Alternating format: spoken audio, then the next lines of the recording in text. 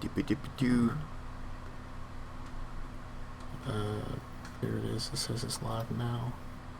Click on that. Make sure the sound is off. And I can see myself. Hi, me. Hello, me.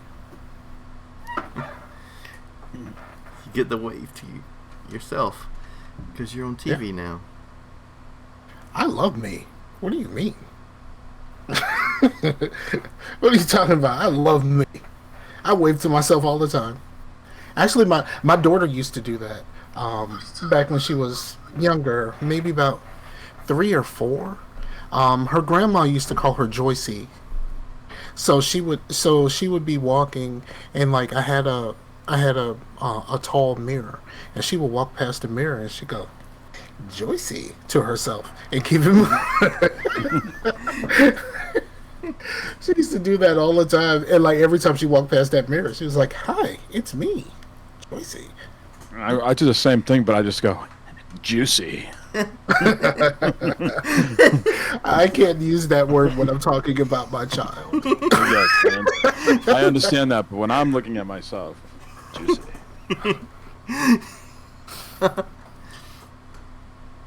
Yeah, man. Okay. All right. So you ready? Yeah. You want to do it, or you want me to do it? Got them meat bats up in the chow. Yeah. But you can do it. You know I suck at intros until I get good at intros. I need to like practice in front of the mirror. It's spinning on my end. You're spinning on my end. I don't know whether it's me. Is it just me? It's not spinning on my end. Or it just came back. Okay.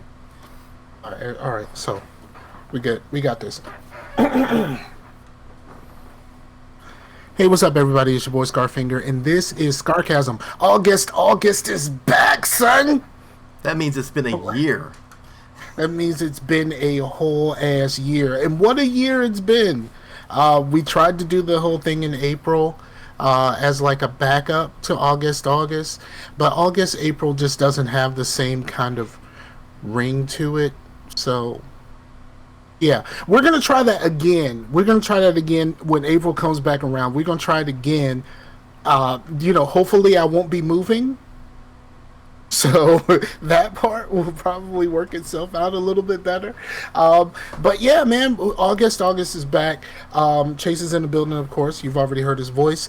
And our guest today, well, we're supposed to have 2 guests. We might not have 2 guests. But our guest today, Mr. Bad Fodder, see, it's hard for me to say fast. Bad Fodder Figures himself, Captain Mike M. What's up, dude? What's going on? Happy to be here. Yeah, so now we typically just wing it. Yeah. We just pretty much wing it. So I'm gonna start with something about me that I have to admit to the world. I'm Scarfinger, and I am an addict. I am currently addicted to watching people on YouTube play Mass Effect badly. Like, real bad. Like, awful. And there's this one lady that I'm watching a lot these days. And she's played one before. So I kind of skipped one. But I watched her go through Mass Effect 2, and I'm currently on 3. Watching her play Mass Effect 3 for the first time, and she's horrible at it, and I love every second of it. Is that why you haven't finished the trilogy? Is because you're too busy watching other people play it? That is true. I did. However, I did start Mass Effect 3. I did. Okay. I finally finished 2 last week, and I'm on to 3. And I made myself late for work. I made myself late for work one day because generally I have one. It used to be I used to have one day where I got off early. So now I come in. One day a week I come in late. So I was like, hey, I'm at the end of Mass Effect. I got a little bit of time. I can just do I could do the Reaper IFF. I can do the loyalty mission, and I can go straight into the end game for 2. But I'm gonna start the end game, and I'm going to save it once I start it. Apparently, you can't do that. At no point during that end game could I save, so I had to finish the suicide mission, and I ended up being late for work. I ended up being like 15 minutes late for work that day because I got stuck in this mission and I didn't want to start over. So I thought there would be like points where I could save it, and apparently I was very, very, very wrong. That was the most adult thing that you've done, is be late for work for video games. I mean, sometimes you got to, right? And like at the end of the day, it's Mass Effect. You know what I mean? And it's Mass Effect 2. Like, I mean, I guess Mass Effect 2 is kind of my favorite game of all time at this point. I thought that You've never played 3? I have played 3 about 7 times. I've played 1 and 2 maybe about 14. Wow. I think maybe I might have an extra playthrough on 2 because I generally don't like playing 1 anymore. And part of the reason why I haven't gotten through everything so far on the Legendary Edition is I don't like 1 anymore. I just don't. I think you spend. I want to get to the meat. I want to get to the action. I want to get to the conversations. I don't want to spend half of my time in the menus converting to fucking Omnigel. Like, that's not a good time for me. You like? So I want to turn this gun into petroleum jelly. Exactly. Like, I don't find that aspect of it to be fun anymore. I get it. 1 is very great at world building, but like, bro, let's get on with this shit. Like, you know what I mean? That's kind of how I feel. Well, you have to remember, like, you played them so much, but it was, those games were, before the Legendary Edition, were built on replayability, and it was like, how built many? On what? Built on replayability. What is that? Like, can you not say that word? Replayability. There you go. It's closer. Yeah, you got it. But yeah, but it also was like 2007 to like 2009. You know what I mean? You had like a 3-year versus in the Legendary Edition. It's like, yo, I'm going boom, boom, boom, boom, and sometimes you're not making the correct choices. Yeah. Now, did they make the Legendary Edition games easier than when you guys played them, like when they first came out? Because he's talking about Omnigel, and I remember. I mean, I just went through Legendary Edition not too long ago, and that was my first time ever playing the Mass Effect games, and I don't remember spending a lot of time making Omnigel. Because okay, so here's how I play. I completely drain every room that I go into. I pick up everything. No. I search for everything. So my inventory kept being full. So you got to convert the stuff to Omnigel or sell it in order for you to be able to pick up more. It's not as bad converting guns and armor because you don't really get that many guns and armor. What's bad is the little mods and stuff that goes on your guns and armor. That's what fills up your inventory. Absolutely. I just felt I was so leveled up in those games early on. It's because and I was like, is that the way it was always like that, or no. They expedited the leveling. Generally, the level that you get to at the end of 1, you pretty much have to do a new game plus to get that. Yeah. In the original, they have a thing where you level up way faster. In the Legendary Edition because they want you to get on with it, and I noticed through 2, my Paragon was maxed out like way early, and I'm like, I don't know what to do with myself, because I remember getting to the situation where Jack and Miranda are pissed at each other and having to choose one or the other, and having to go to a guide to figure out how to save the person that doesn't have the loyalty, because I don't have enough Paragon or Renegade to save that, to convince that person to become loyal again. Like, that's how well, that's how deep I am into it. But also that's how different it was. Like, my Paragon was maxed out, so I can pretty much tell anybody anything. I can get out of pretty much every situation because my Paragon was maxed out so much. So yeah, it's a little bit different. The levels and stuff is a lot faster, which made it a better game for me. I like playing the new game plus because I like running with the space bitches. Space bitches through your first playthrough is not a win. But when you did the new game plus and Liara and Tali are leveled up, and like Liara is like singularity, and like as soon as you walk into a room, shit just start flying everywhere because of all of her powers. Like, that is like the epitome of Mass Effect 1 to me. Like, running with the space bitches is like everything to me. And I got to be able to run with the space bitches a lot faster. Like, halfway through the game, I was just like, I think I got them at a place where I can actually run with them and everything would be alright. So, but yeah, like I said, I am more watching this other person play than I am watching myself. I mean, that I am playing the game myself, and I am enjoying this way more. And it's also another thing of like watching.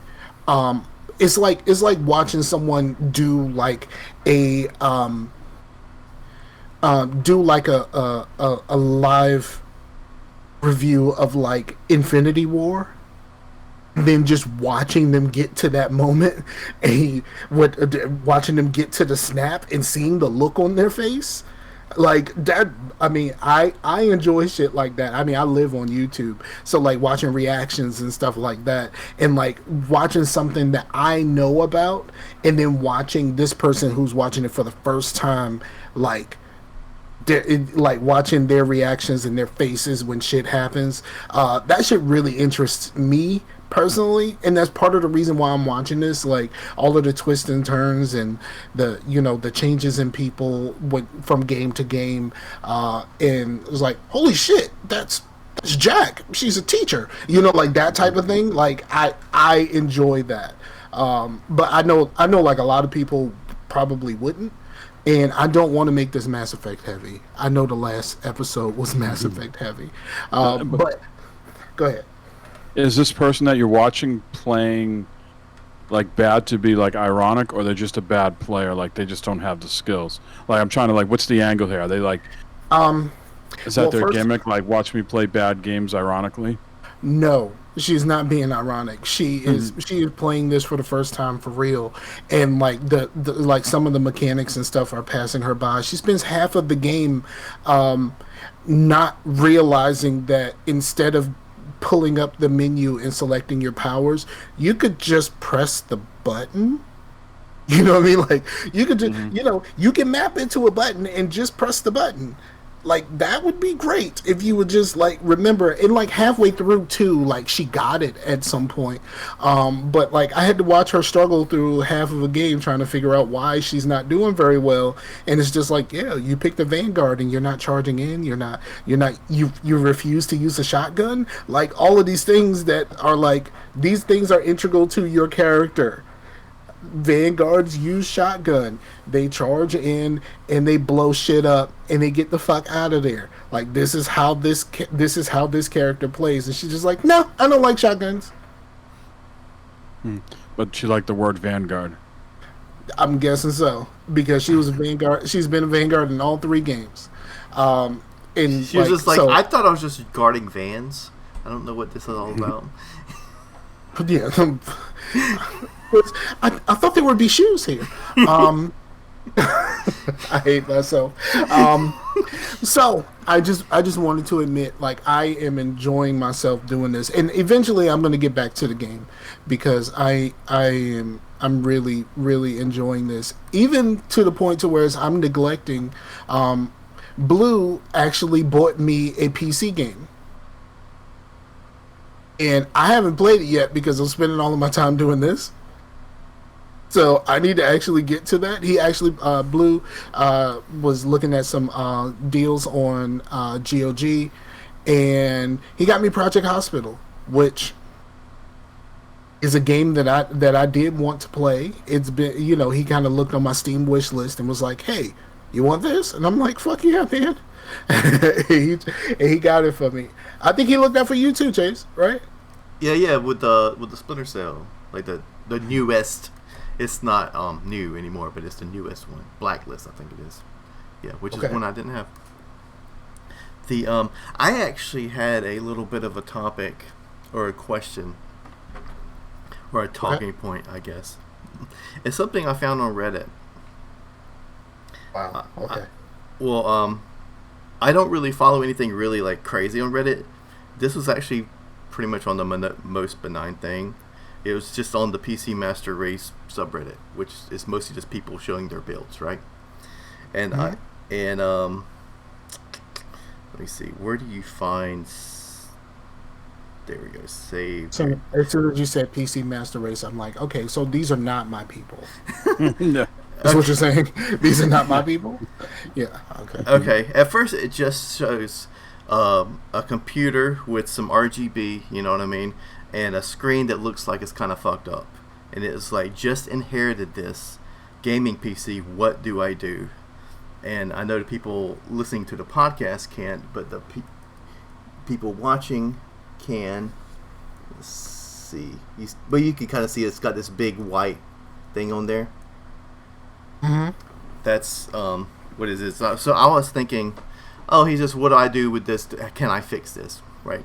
It goes a little bit deeper than this shit, alright? So I was wondering what you guys would do in this situation. Of course you'd be wanting to buy a new monitor. That's not fixable. Like, so that's not the problem. It just looks like the problem. So yeah, that would have been my answer. It looks like the monitor's fucked up. Okay, so in the comments he posted, "This was left to me after someone committed suicide. Unfortunately, they had a ton of illegal stuff on this computer. Anyway, I completely reset the drive to wipe out all that and start new." And someone said, "What kind of illegal? Pirated games or like child porn?" He was like, "Yep, the latter." What's the talking point here? What would you guys do? Would you guys say, you guys don't have a gaming PC and whatnot? Someone you guys may have known, maybe it's a Facebook friend from high school, and then they, killed themselves, and you found out they had child porn on their computer, and you inherited the computer somehow. Wipe the drive, Lysol, everything. But would you be able to like even feel like this is my gaming PC, knowing it was like a pedophile's PC? That's where the Lysol comes in. What the fuck you mean? I mean, so like they weren't given a heads up, obviously, right? They weren't like, because the person killed themselves, you said, and all of a sudden, how did they inherit it? How did they get the PC? I'm guessing it must have been a family member's that, right? Like maybe an uncle or something. Yeah, that's you don't mess around with crap like that. You know what I'm saying? Like, because even if you wipe the drive, like there's artifacts there, Right. You might just. Yeah. Just. Yeah, I know it's not good. It's not good podcast fodder, and there's no pun on bad fodder figures there. But you almost just got to go to the authorities and be like, take this from me. This is, I don't want this. Take this drive. I'm keeping it easy. I don't want this associated to me whatsoever. Right. Because I like you guys said, you wipe it. I don't know enough about. Maybe there's some people out there that know enough about it to wipe the stuff clean, but then you almost look like you're guilty, right? Like, how do the authorities know that you inherited this? And I don't know. I don't know enough about that. Like, I mean, different IP address, and all of a sudden it's showing up at someone else's IP, and you say, hey, two and two to add together, this was Joe's, and Joe offed himself, and Joe's mother said I could have it now, and here I am. I don't know. Right. yeah. That hold up in a court of law.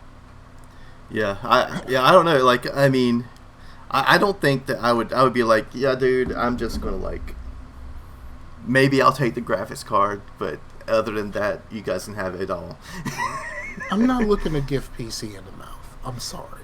Like, I'm just gonna take the drive out, and I'll replace it with a brand new drive. I'll load all of my stuff on there, and I'll continue on with the PC. Of course, Lysol, everything. But and a new monitor, of course, because it's fucked up. Right. So I would, my first order of business would be, okay, did I connect to the internet on this thing first?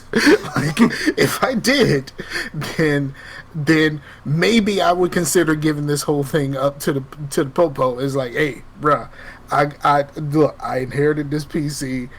There's some things here. I'm gonna need y'all to do something about this. I don't want you to think it's me. Like, there's a part where you're in a situation where you got to make a real decision about like what. I don't know. I think I would just remove the drive.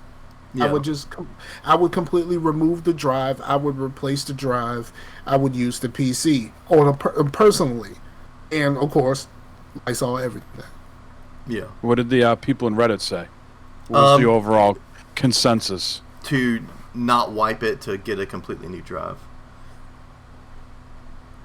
Yeah, don't try to look like you're covering your tracks. Just immediately disengage it from the computer, and then just get something new. Don't look like you've tried to hide anything, right?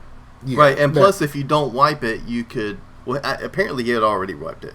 But if they could like get maybe that whoever looks through that kind of stuff, they might could find, the source, the originator. Yeah, and help people. Yeah. Be able to track some shit. Hell of a topic you're bringing to the show tonight, Chase. Yeah. Way to break it all down, buddy. I've been on Reddit a couple times, 2-3 times, and this was the gem that you picked out of the Reddit hopper, huh? Yep. Actually, I sent one of those a topic to Matt. Like, I don't know if he got it or not, or if he saw it, but it was a local one. I actually saw it on the news. I guess he hadn't talked about it in the last couple of shows, so I'll go ahead and talk about it. There was like a restaurant manager, right, in Raleigh, and she was doing herself with a banana in her office on OnlyFans, and someone saw the OnlyFans and reported it because they were like, oh, that could be from something I'm eating or whatever. But then I was like, holy shit. For one, it's OnlyFans, right? So they would have had to be a subscriber first. Not only a subscriber hers, they would be paying her money because it's OnlyFans. I'm not speaking from experience here, but if there is enough things that you can find on Reddit where people either like they pull stuff down from OnlyFans and they post it, so all it takes is one person to capture the shit, right? And then that person, takes screenshots and uploads it somewhere else. Oh, okay. Yeah, I can see that. But what kind of herb? Would be like, that might be a banana I'm gonna eat. Yeah. It's like the people who get upset about breastfeeding in public. It's like, who doesn't like boobies? What's wrong with you, dude? Like, I get it. There's a baby there. I get it. There's a baby there. There's boobies. There's a little bit of confusion. But there's still boobies there, dog. Like, why are you so upset about this? They got nothing better to do. People got, Yeah, I find the whole thing about breastfeeding to be like super weird, and people get really, really weird about breastfeeding, especially breastfeeding in public. But I'm like, yo, dog, did you see that breastfeeding in public, bro? Like, you know what I mean? Like, She had them things. Like that's what I'm like. Like yo, mommy got them things. Like let us all enjoy the beauty of them things. Like what is? I mean, I get it. Like we mentally you cut out the baby. Like you know what I mean. Like you just mental Photoshop. Like when you But you also can't be standing there staring, like eating your McRib, Nah, like what you do is whoever you're with, especially if you're with your lady, this is how you do it. Talk shit about her. Talk shit about her. If you but that's how you end up with those conversations. Oh man, fuck this breastfeeding in public. And he's really just like mad because he can't enjoy it because his lady's there. No, what you do is you talk shit about the baby. Like the baby, wow, that baby is really going at it. Like he's like look at the grip on that one.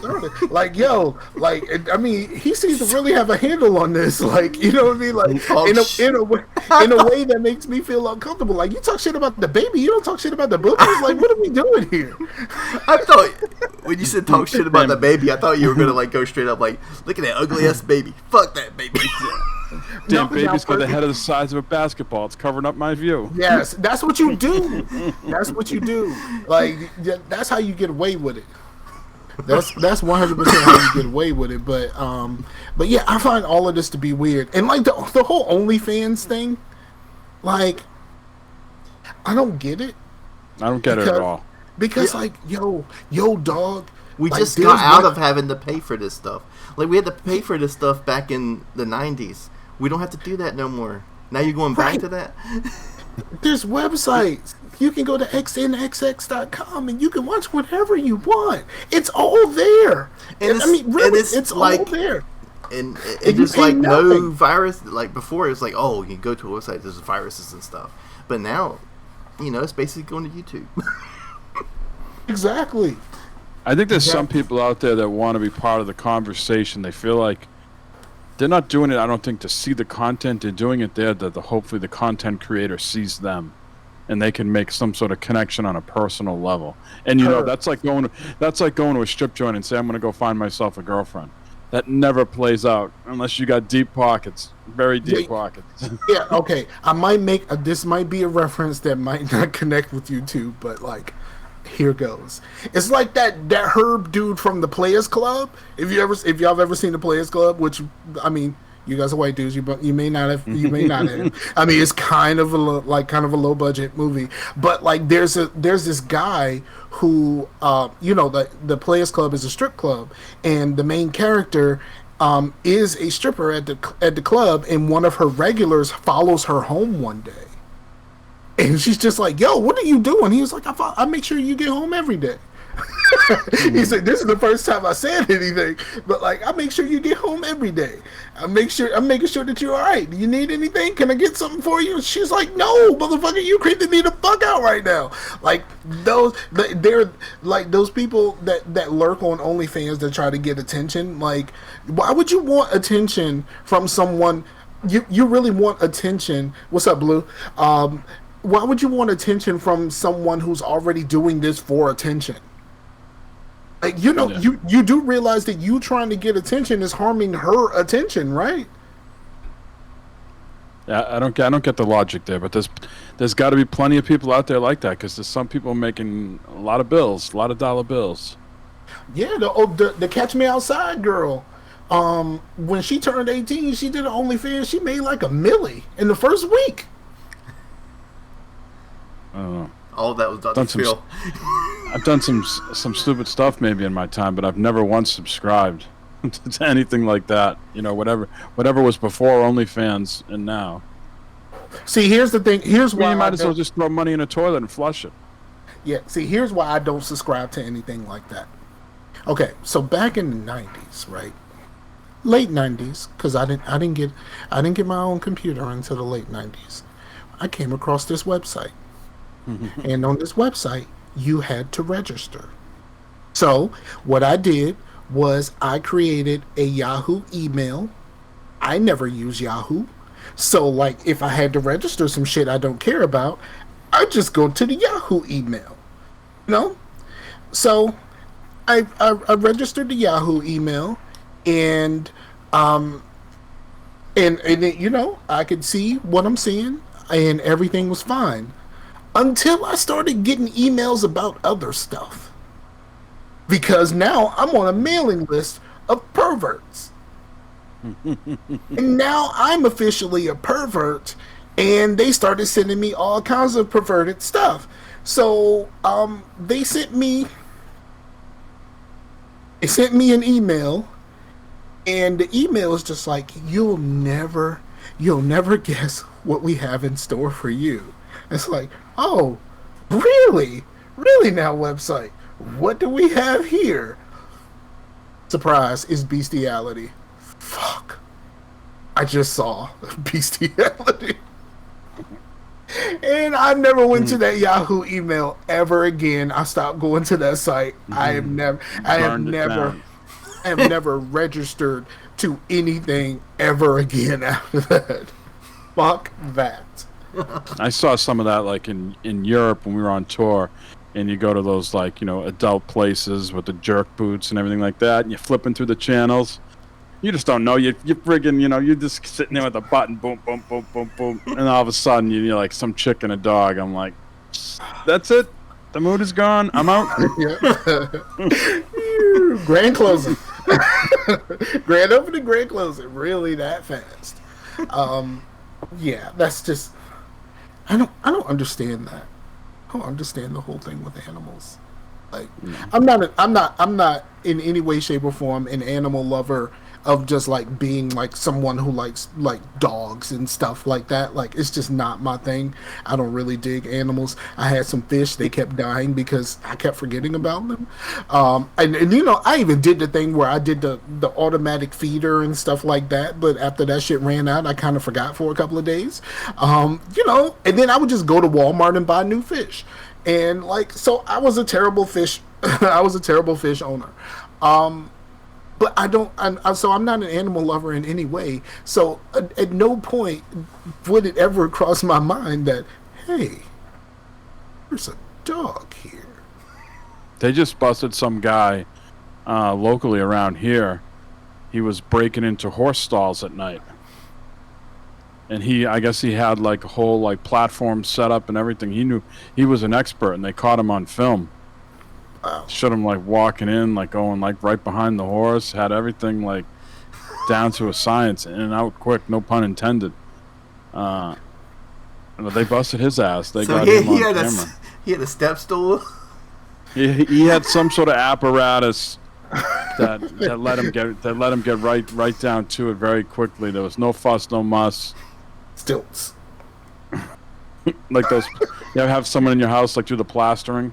I can't believe one of those horses did just like... Yeah, the ones that go around like your calf muscle. Yeah. The ones that they wear when they're doing motion capture for like aliens with different legs, like one of those. I can't believe he didn't get fucking kicked by one of those horses. I mean, you would think that's what they said. They said in the article that I was reading, they said it was not his first time, that he came prepared and was in and out, and there was no like, you've seen some stories in the past where some guy's like drunk and tries to do something and gets like mauled by the horse or like stepped over, but they said this guy was very, very well versed with being around horses. I saw a thing I saw a thing years ago. I think it was on Vice or something like that, where it was like some village in South America where like the young men, when they become of age, they kind of go up the mountain and practice on sheep. And it was like normal. This was like, very, very normalized in their community. Like, they go and they practice on sheep, and like, it was like a rite of passage. And I'm just like, well, first of all, why are we doing a story about this? And second of all, how did your society kind of turn into this? Any sheep I've ever seen, they've always been dirty, and I always got those like friggin' butt dongles of hair. You know what I mean? Yeah. Those clumps of nastiness near their butt. I don't want to get around any of that. Hell no. I just don't get it. We should probably change the subject. Yeah, we're over here talking about bestiality. How do we get? Because you brought up the yeah, you know. Oh yeah, but yeah, Reddit. Yeah. Or the the banana. But during the last show, did I talk about how fucking terrible Birds of Prey is? I know you did Friday night, but I'm not sure if you did on the show. Okay, so I didn't do this on the show. Okay, so my daughter is here for the summer. There's something that that her mom wanted her to watch, but it's on HBO. I don't have HBO, so her mom did a trial. So my daughter's watching her show, and then she wants to watch the Suicide Squad. Me personally, I didn't have a huge issue with the Suicide Squad movie. It was, it was okay. Like, it wasn't, it wasn't like the worst movie ever. Like, I've seen some stinkers. Suicide Squad is not a stinker. It's not a great movie. It's a tolerably bad movie. It's a forgettable movie. Yes, it's very forgettable. I will say that. That's the best way to say it. It's a forgettable movie. And then after that, she wanted to watch Birds of Prey. Now, I personally want to watch the Snyder Cut because I've never seen the Snyder Cut. Even though I think the Snyder Cut is some bullshit. We, go back to previous you need to carve out episodes. some 3 hours for one movie. Yeah, so I personally think this. I mean, I've been watching this lady play Mass Effect badly for hours upon hours. Okay, too so I'm pretty sure I can deal with a 3-hour movie. But then she said that she wanted to watch Birds of Prey, and I'm like, okay. I thought that like you needed something in between there, but I guess the DCEU is kind of disjointed, and like you don't necessarily need to watch all of the movies in order like Marvel. I'm guessing because this had nothing to do really with the other ones. It didn't really have much to do with Suicide Squad, to be honest.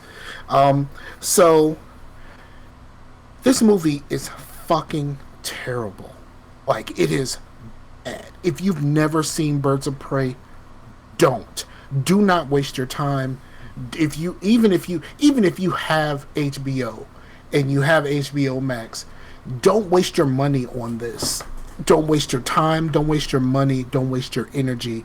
This movie is 100% garbage. Like, it's one of the worst things I've ever seen in my life. I went to sleep, right? And there's movies that I've fallen asleep on that are bad movies, and like I saw the beginning of the movie, fell asleep, and woke up during the credits, and I'm like, holy shit, I missed that whole movie. Yes, Blair Witch Project and Twilight. Say hello.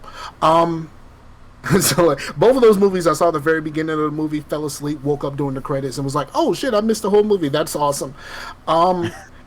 I fell asleep. Yeah, Blair Witch, I swear. I fell asleep, and then I woke up. All I heard, like, them screaming Josh's name is what woke me up. Like, what year did that come out? That was a long time ago, wasn't it? 1999. Yeah. I actually dug Blair Witch, but go ahead. Yeah, I just didn't care. Like, the found footage movies, like, it's Cloverfield or nothing. With me, like, I don't know about other found footage movies. Probably most of the other found footage movies would probably be in the horror genre. No Zombie Holocaust? I don't know any. Like I said, I don't know any other found footage movies. It's just basically Cloverfield for me, because I didn't see most of Blair Witch.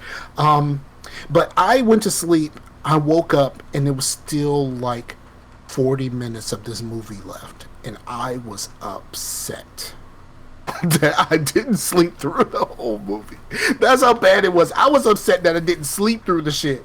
Like, I was more upset that I woke up too early than anything else. Like, it was so bad. And like, here's the thing. You have Black Canary in this movie, right? And Black Canary doesn't actually use her canary cry until the very end of the movie. It is just like, you know that scene, in Infinity War where Scarlet Witch jumps down and starts wrecking shop, and Okoye is like, why was she up there this whole time? Like that type of thing. That is exactly how I felt about the Black Canary in this movie. Like, why didn't you just use this? Like, you've been sitting here with us this whole time. You could have done this to help us out, and you ain't do shit. I was highly upset. Like, I swear I was way more upset that I did not sleep through the whole movie than anything else. Chase just walked away. I don't know when he went to the bathroom or some shit.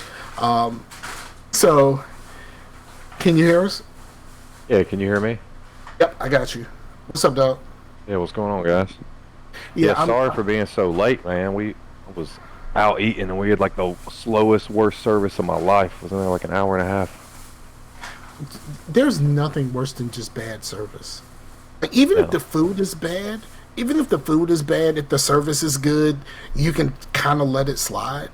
But if both are bad, it's like, come on, man. Yeah, like worst case scenario. What was bad was like, it's one of those situations where there was just like one waitress, like obviously understaffed. You just like feel bad for this like poor girl just busting her ass. But anyway. Yeah, that sucks. I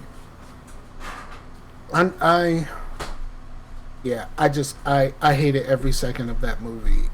Like, Rosie Perez is a cop in this movie. Why is Rosie Perez a cop in any movie? What's up, Dylan? like seriously, why is Rosie Perez a cop? We've already locate it at the moment. We've already exchanged pleasantries. You were gone. Perfect timing, Chase. Yeah, as always. Yep. Yeah, that movie is terrible. Like, Ethan Hawke plays a bad guy in this movie. Like, first of all, Birds of Prey. So Ethan Hawke is Black Mask, a bad guy in Birds of Prey. Yes, absolutely. Black Mask. Like, for real. That's kind of funny. I liked that. It's so bad. It's really, really bad. And don't waste your time with this movie. I know most people haven't. So I'm just saying, like, if you haven't, don't even waste your time. Just keep it moving. I think the new Suicide Squad comes out next week, right? No, it comes out this week. It comes out Friday. I don't know. I think so. Yeah. So is it I was always one that when a video game was very bad, I wanted to see how bad it was and play it. But you're saying it's so bad, you shouldn't even watch it. It's not. Yep. I used to love playing those 360 video games, like those B-level, C-level games. That someone got a large investment and they made these games, and they were just like train wrecks. I used to love playing those. Oh, we talked about previously how Major Nelson sold me on the outfit, and I still hate him for that this day. To this day, Major Nelson sold me the outfit because he talked about it on his show so bad. So when I got a 360, I got that shit, and it was terrible. And I think I know which game you're talking about. I gotta look that up. Was that like in a jungle setting? It was like third world country. It was like a military game, and then like you can call equipment down, and they just drop it from the sky or some shit. It was one of the early. Yeah, I'm looking at it now. Yeah, I didn't play that one, but I did play some of those other really bad 360 games. I used to love those. Those used to be my jam, man. Just playing those mediocre, B-level games. I loved one that I loved and no one has ever heard of. Was it an Xbox game or was it a 360 game? It might have even been an Xbox game. It's called Raises Hell. Raisin Hell? Raises RAZE' Hell. Raises Hell. So, in this game, you are a monster. All of the enemies are these cute little kind of Care Bear Teletubby things that are shooting at you.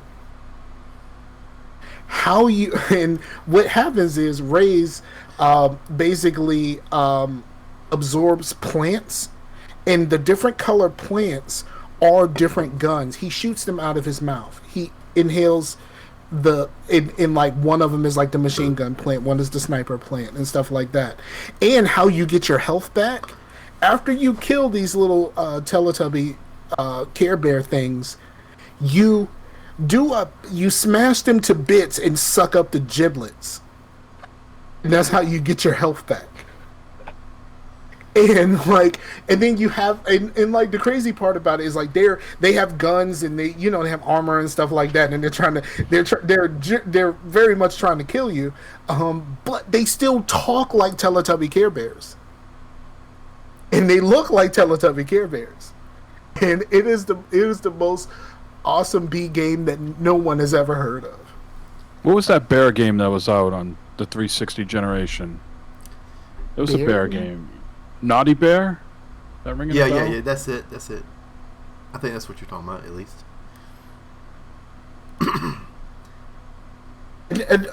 Any other bad games that you really liked? Well, I mean, in the first. I don't know if you'd say like the 50 Cent game was that great, but I really loved that one. I loved Blood on the Sand a lot. I wish that game was backwards compatible. That game's amazing. Like those Army of Two games. Yes. Well, the second one was just bad. The first one was bad in a good way. Right. I used to work at GameStop, and when I worked at GameStop, 50 Cent Blood on the Sand, we sold a ton of those. Like a ton of those, and it was always little kids wanting their parents to come buy it, and then of course we had to explain like, hey, you're buying an M-rated game for this child, and then the child just starts whining and complaining, and they're just like, oh, fine, just buy it. But we sold a ton of those. That, and for some reason, Ed and Eddie game. I remember that. We sold a shit ton of those. I worked at GameStop during. Around the time of the launch of the 360.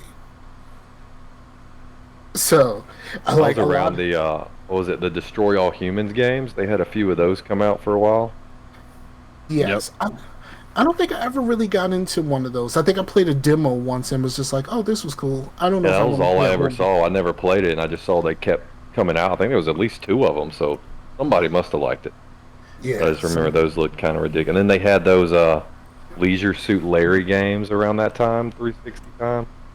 I never knew what that was about either. I had heard about the older games, and I realized that it was not a game for me. What about the Guy game? Like the Guy game where it was like some kind of trivia game, and like the more you play it, the more you can actually possibly see something. Was it called the Guy game? Maybe. Don't remember that one. Yeah, it was They had a few like that though at the same time when that was. I guess that was a thing for like a few months. I don't know if it was the Guy game. Yeah, I think it's called the Guy game. And it's like supposedly the more you play it, the more you can possibly see some actual boobies. That's hilarious. I just remember like the teenage boys would just be in like GameStop, just like looking at the back of those cases, like. Yeah. I remember looking at cases like this game is going to be awesome. That's kind of how I got suckered into Brutal Legend. I kind of miss that when you couldn't just hop online and go watch like 100 reviews of a game. You had to like look at the case and based on like one paragraph make that decision. You're either committed or not. Wait, you missed that? I kind of do. Like now I put too much. I feel like before I buy a game, I'll spend like. Sometimes I'll impulse buy, but I'll spend like a week watching videos here and there, at work, wherever. Like sometimes I'll just like convince myself not to get it, and it might have been something good based on reviews. Sometimes I'll end up buying something and not even liking it. I kind of miss just the easy choice. Yeah, I'm kind of that way right now with Farm Manager 2021. Well, I was about to say that to where like there'll be games where I would like. I never like got a game to where I was like, oh man, this is terrible. But they were games to where were not like 10 out of 10 games like The Darkness and Time Shift and games like that were Yeah, coming no, out what you thought? that I really liked, but it wasn't like I like them. But like if you read a review, it's like, oh, this is not the best game ever, and I'm like, well, I thought it was great, because that's what you got and that's what you played, I guess it was bad too because they could just get you with like marketing. Like I remember the Star Wars Bounty Hunter games. Like everybody was buying them because it was Star Wars. But like now you can watch a review and be like, oh, just because this has a AAA name behind it, film series, it's a bad game. I'm not buying it. It used to, you just put that on the cover. Yeah. No, you can figure it out these days by just seeing if it has an EA logo on it. Oh yeah, yeah. I was gonna say something and then I lost it. I'd rather go with the EA logo than the Blizzard Activision right now. I don't have an idea. I don't really know. Like, I'm kind of out of the loop when it comes to this. Of course, I've been spending all of my time watching a lady play Mass Effect badly. So, like, what is the deal with the Activision Blizzard thing?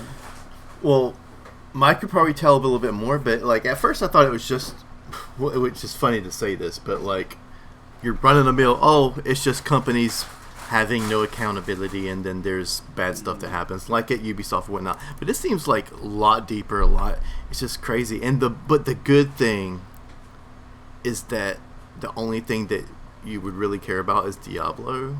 At least with like Ubisoft, you have Division and Far Cry and stuff. You're like, I don't really want to give up Far Cry for a moral stance, but it's pretty easy to give up Blizzard because they're not really putting anything out that I fucking care about. That anybody cares about. It's just corporate, like all monetary. Like they know that they don't have to make a good game to make money. That's what they're so big. That's what their shareholders care about. If they can show them that, hey, we're gonna put all this money in marketing, we're gonna get this many buys off the bat. They're like, all right, go for it. Let's cut the funding. Let's get it out quick and just get that money. And they don't really care if it's. Well, Mike, can you explain a little bit better about the Blizzard thing? It just seemed like bro culture to the extreme, right? Like, I've worked in a lot of corporate environments, and I've never seen. They called like it a cube crawl. Like people were like crawling around people's cubes, like literally, like doing like perverted stuff. Obviously the women were paid less, and they didn't, get the promotions. They were passed over for someone more like in the bro culture. But this cube crawl thing seemed very weird and perverted. But then they also, at some of these conventions, would have something called the Cosby Suite. And they would have... Wait, hold on. Oh, no. A Cosby Suite?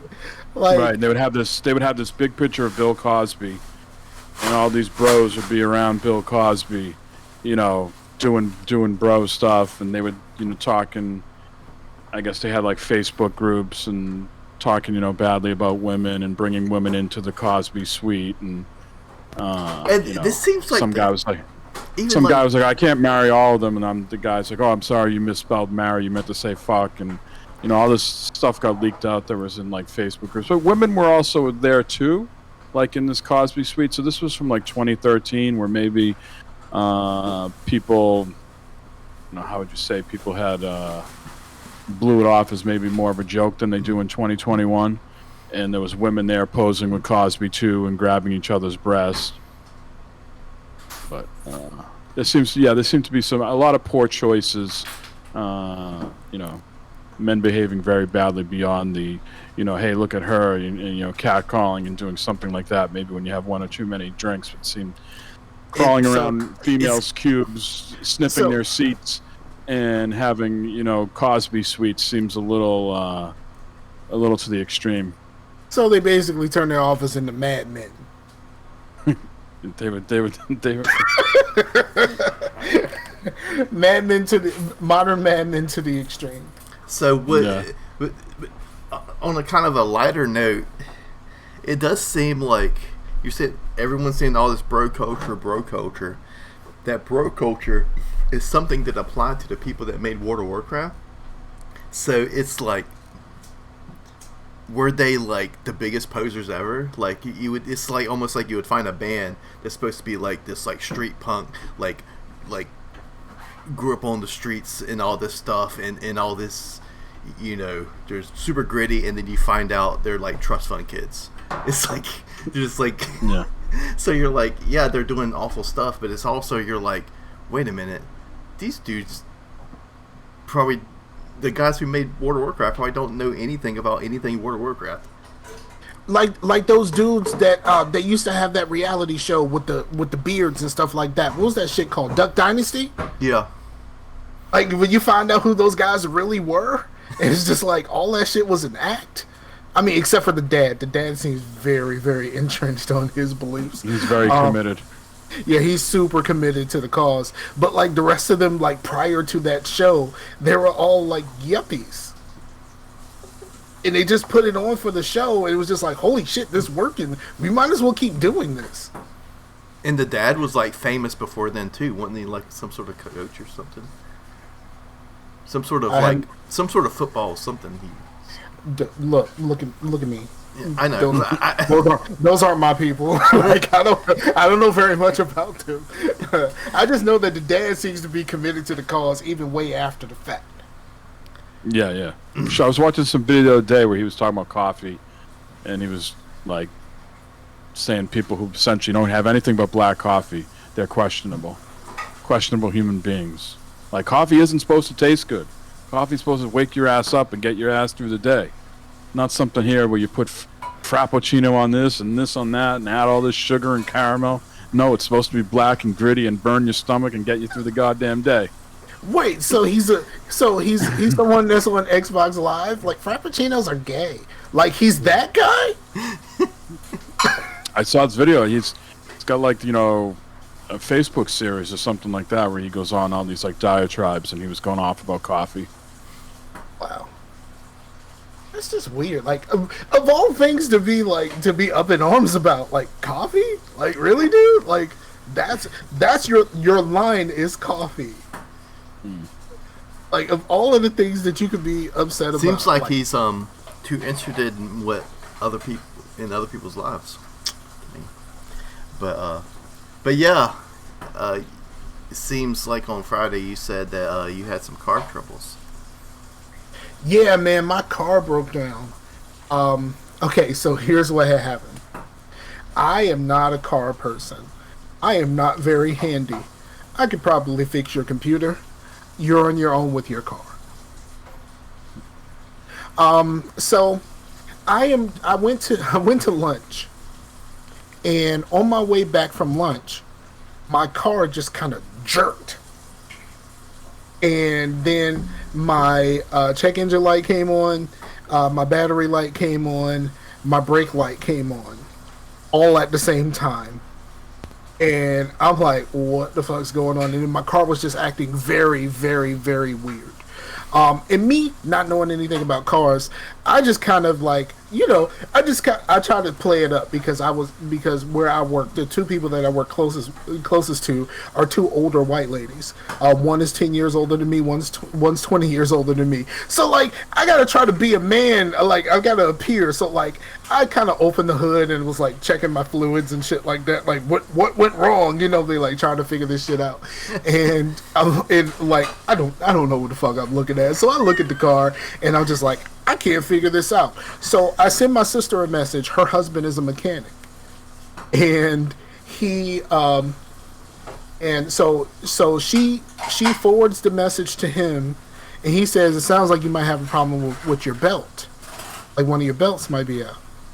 And so I'm like, all right, cool. So I pop the hood back open, and the fucking belt is gone. It's not broken. It is completely gone. Like when this shit jerked, I guess the belt broke, and then of course I drove the rest of the way, not very far, but I drove the rest of the way back to work, and somewhere along those lines that fucking alternator belt was fucking gone. Like completely. The shit was clean. Like all of those little what do you call them? Grooves? No, just the pulleys. The thing that pulleys, yeah, the pulleys. All of that shit was clean. There was just nothing there. So, my brother-in-law, I thank God for my brother-in-law, because he was at work, and he left work drove an hour to me because I live about 45 minutes to an hour away. He drove an hour after he got off work. I borrowed the car because I work for a moving company, but we do have a car. Like if we can't get everybody there in the truck, like, we have a car that they can take with them so that all of the people can be a part of the job, that type of thing. So I borrowed that and I went and bought the belt and all that kind of stuff. And he drove all the way up there and put that belt on. And it was like the easiest thing in the world to him. Like, it was just like, oh yeah, you just do this and do that, do this, hold this for me. Like that type of thing. Got it. And he was done in like 10 minutes. Like, you know what I mean? Like he had the little weird thing that looked like a drill that he took the fucking tire off and all this kind of shit. And I'm just kind of like, I went inside.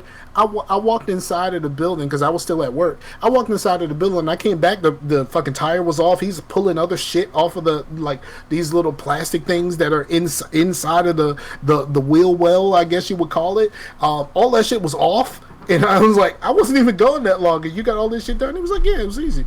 And I'm like, I would be still in the process of trying to figure out how the fuck to get the wheel off at this point. But like he got everything straight, and thank God for my brother-in-law, because without him, I would have been screwed, because my intention was to drive my car home because I had no other way to get home. So, like, my intention was to drive my car home or just kind of borrow the work car and take that home until I got everything figured out. But so I didn't have to do that. But, like, yeah, the belt was gone. It was clean. There was nothing there. Nothing at all. So, yeah. And then the worst part about it is there are some things that was happening with my car that I probably should have been aware that belt was probably going to go. And I just completely ignored it. Just kind of like, oh, my car's acting a little funny. And then I just kept it moving. I am the worst kind of person with cars. I just realized that. I am the worst kind of person with cars. I am the person that the mechanics take advantage of because I don't know shit about what's happening. Like, he was telling me about like what each of those pulleys actually did, and I'm just kind of like, I'm just kind of like when you're young and you talk to your kids. I mean, talk to your kids are talking to you. I mean, well, if you're an adult and like your kids are talking to you about Pokemon, and you're just kind of like, oh, okay. Like, yeah, that's how I was when he was telling me about the car. So like, talk Dylan about Pokemon, he'd be like, man, you don't know shit about Pokemon. Yeah, I should probably read a little bit more about how this thing actually works, because I felt so helpless in that moment. And like I said, I fully intended to drive my car home. I was like, I'm just going to get this thing home and I'll figure it out when I get home. And that would have been a terrible idea because I had no belt on that car at all. It's a very underappreciated skill, I feel like. Like when your car is working fine, somebody's like, oh, this guy's great working on cars. You're just like, whatever. Like as soon as you need that, it's something you always wish you could do. I've always been so jealous. Like I've had the same situation. I got a couple old cars and been like, man, I wish I could like figure this out right now. But no, it's just sitting in my driveway and I got to call somebody. Right. Yeah. We were in a family vacation in Scotland a few years ago, and they hooked us. They thought they were doing us a favor by upgrading us to like some fucking BMW like wagon. And have you ever seen the BMW tires? They're so fucking thin. And so we have a family of 5, and all these roads and like back hills of Scotland haven't been taken care of in forever. And sure as shit, like 15 miles away from like where we needed to go, tire. And it was late at night. My wife just fucking drove on the fucking the busted tire and rim for fucking like 15 miles till we got to the hotel and dealt with it the next day. Don't have run flats. They running flat today. Today. So what's been going on with you, Dylan? Not much, man. Just moved back to Kentucky, so I've been dealing with all that. Moving sucks. I I've moved twice since I've been an adult, and all the time you always look forward to like moving or like getting a new place. But then once you get in the process of moving, there is nobody that can tell me they enjoy moving. It is a pain in the. I work for a moving company. So you know firsthand. I am the guy that you call when it's time to try to schedule your move or to quote your move. That's what my best friend said. He's like, you get movers next time. Absolutely. Like I will. When I moved here, I paid some coworkers to do it. Like I paid them out of pocket. My boss let them use let them use one of the trucks, and they did all of the driving. They did all of the moving. All I did was just paid those guys about $100 each, and they got all of this shit moved. There's no way I could have did this shit by myself, because like I live an hour away from the majority of my family. So, like, I didn't really have nobody here that can help me actually move. Yeah. Like, the only person that I have here is an ex-girlfriend who I was just leaving. So, so like, I couldn't really, she can't help me. So, like, shit was just fucked up. And I was like, nope, I'm not doing this. I had this place for maybe about 2 weeks prior to me actually moving in, because I was waiting for them to be free in order to. How much is it to normally have someone move? It really depends. It really depends on if it's a local move. Like what you just did. What I just did would have probably cost me a G. Okay. Yeah, I was probably gonna be out like 2,000, and I spent probably after, because at first I was like, you know what, I'm gonna get a couple of my buddies, I'm gonna pay them in beer. We're gonna get a U-Haul, drive up here. So I got a U-Haul. Already out $500. Got up there, and I'm like, we're gonna be done in 2 to 3 hours. It's easy, guys. Don't worry about it. We were there 12, 13 hours. Like, we ended up having to stay that night. Everybody was so tired. Like, everyone was sore backs the next day, and we didn't even get half the stuff. I was like, yeah, all this stuff will fit in a U-Haul. We got about half of it. I had to rent another U-Haul, drive it back another 6-hour round trip to get it all again. So ended up, I probably could have saved all that money, same price, got movers, saved our backs by getting movers, and saved all that time. That's what I was about to say. Like here's the only problem. Here's the only problem with that, working for a moving company. Most moving companies, especially when you're going across state lines, have a delivery spread. So that means a lot of them have an up to a 10-day delivery spread. So like after they pick your stuff up, they have 10 days to actually get it to you. So you got to figure out what the fuck you're gonna do for 10 days. Yeah, no, that would have been rough. So yeah, that's pretty. That can get pretty crazy. Now I did have my last job. They like moved me as part of coming and getting the job, and I don't know how much money they spent, because it was a 4-hour move. These guys showed up in a 18-wheeler, loaded my entire house. I wasn't there. I was gone 10 hours. Came back, the house was empty. Went to the new house. They had it there the next morning, and they had individually wrapped everything, like plates, cups. So like I thought moving was easy. Last time I moved, everything just showed up at my house. Now I try to do it myself this time, and will never do that again. Yeah, that's why I work in the office. Yeah, I saw. I answer the phone. I saw a Hard Times article, because I was about to put the actual price there, but it was like, a guy pays his friends in pizza and beer for like $1,000 worth of free labor. Yeah, that's exactly what I did. Exactly what I did. But what's been going on with you, Mike? So going on with me? Yeah. Fucking lot of work, man. Work is busy. I work for a bank. Just a lot of changes. We just inherited a team of 15 people. Just one of the other lines of business got closed down. So these it's not a gift to be inherited 15 people that their jobs are about to be terminated, and now they don't want to come work for your line of business.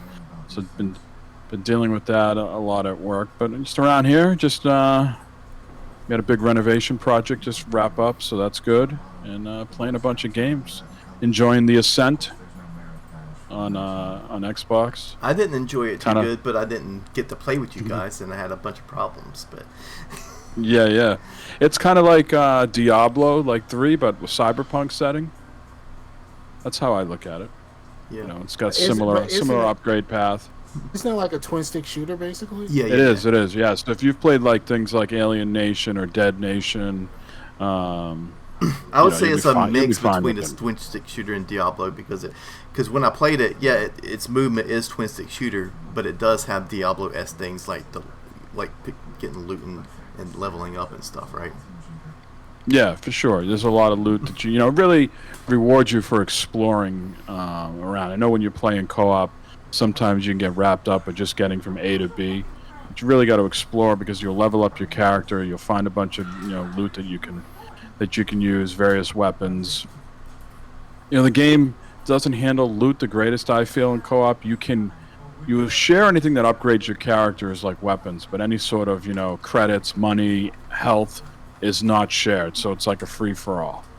And from what I could tell, if my buddy opened up a chest, I could see what he opened up, and if I swooped in before him, I'd get the health or get the credits, so the money's not shared, the health isn't shared. So And that's why I like when they made those changes with Borderlands, and they made it so like everybody gets their own stuff.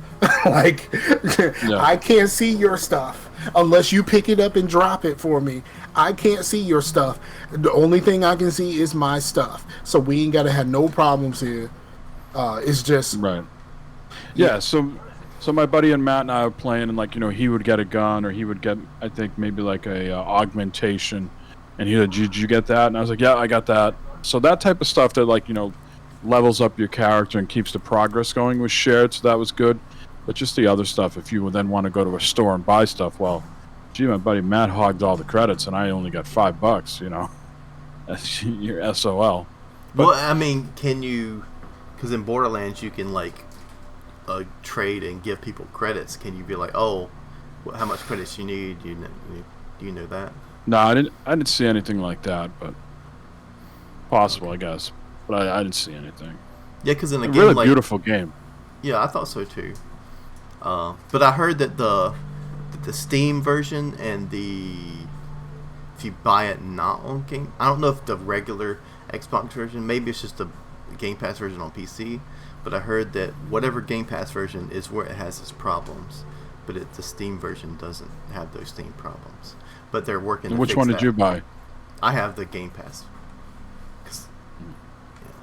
Yeah.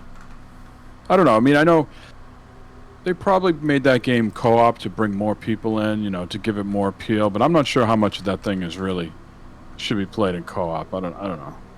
Maybe it's just me being old. There's just a lot of action going on screen. All of a sudden, there's so many guys fighting you, coming at you, and then you got a guy next to you, and it's with those isometric games, a little bit top down. It's with my eyes, it's tough to fucking see who's who. Well, and I mean, when we were playing yeah, Diablo, it's like playing Ultimate Alliance, and you're just like, what the fuck's happening right now? Well, Yeah, I mean, just that's how it everybody was in spamming Diablo. In Diablo, it's just colors and stuff going everywhere, and you're like, I don't know what's happening. I just know that I'm not dying and the enemy is dying. That's all I care about. The only thing I'm noticing right now is particle effects. That's all. I watched someone play Ultimate Alliance. I got it for the Switch, and I never used my Switch, so I had one of my coworkers, her grandson was in the office. I was like, yo, you can use the Switch. You know what I mean? Because I ain't using it. I barely touched that thing in like a year. So he started playing, and it's just like, what the fuck are you doing? I can't even tell what's happening right now. It's just everything is just kind of blowing up and flying and all kinds of shit all over the screen. I have no idea what I'm looking at right now, and he seemed to love it. So I'm just like, all right, I guess it's good to be you right now, dog. That game didn't click with me too much. I don't know. There's something about the hit detection on it felt a little weird. The Switch one? Yeah, the Alliance, the Marvel game. Mm-hmm. So I bought it for my son because he's 8 years old, so he was into it. But both of us played it. And was like, I don't know, something felt a little off on it. Then y'all played the new remake of Dark Alliance, Dungeons & Dragons. Me and Mike have been playing it. I don't think it's great. That original was my favorite game of all time.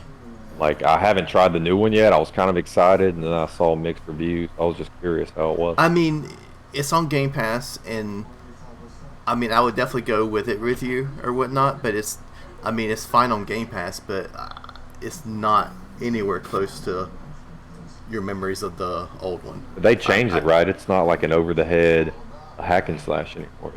I mean, it's hack and slash, but it's more behind the body, yeah. Or RPG. Yeah. Yep, exactly. Yep. We're it's almost, a beautiful looking game. It's just the combat is just very It's not precise. It feels like you can do a lot of things with your characters, but you don't feel like you have a lot of control. It's like, all right, I'm doing this move, but it's going whichever which way it wants to go. It doesn't feel like you can be really hone in on who you want to attack. Like, my girl is like an archer, but I can also do like karate moves and stuff. So, but when she does it, it's like slow motion. She's like, "Am I gonna kick you?" And it's like the animations are kind of slow. So she learned how to fight from David Carradine. Yeah. Yeah, I was hoping for like some old school. My buddy Avery down here, we played it when we were kids, and now I live close to him again. And I saw that it was coming out, and I was like, "Oh man, we're gonna be couch co-op, over the top, crawling through dungeons." And I mean, released, and I started watching gameplay. You can get the original version on GOG or something and play through that. Probably have it. Oh, I got it emulated already. Oh, okay. The issue with that game for me is I felt like if you put it on anything but the easy level, it got incredibly hard right away. So Chase and I played, I think, on like the third level. Chase thinking it would be normal. Yeah, it was right in the middle. Yeah, he was. Yeah, and it was anything but normal. And I think we even bumped it down to like the second one, and that was still pretty challenging. We were dying pretty frequently. So I think they needed to do some tweaking there. But then that's 100% how I felt about Outriders.